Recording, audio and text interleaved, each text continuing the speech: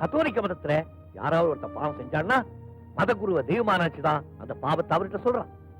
ஆண்டவன் பேரால் அந்த பாவம் மன்னிக்கப்படும். அப்படி தான் கேட்ட ரகசியத்தை எந்த மத குருவானாலும் என்ன ஆனாலும் சரி வெளியே சொல்லக்கூடாது. இதான் மரபு. அப்படிப்பட்ட ஒரு விஷயத்தை என் மகள் மறைஞ்சு நின்னு ஒட்டு கேட்டானா என்னால எப்படி தாய்க்க முடியும்? சாரி ஃபாதர், என்ன மன்னிச்சிடுங்க. இனிமே என் உயிரே போனாலும் சரி இந்த மாதிரி தப்பெல்லாம் பண்ண மாட்டேன். ப்ளீஸ் சாப்பிடுவாங்க ஃபாதர். நோ, நீ செய்த தவறுக்கு நான் தான் தண்டனை அனுபவிக்கணும்.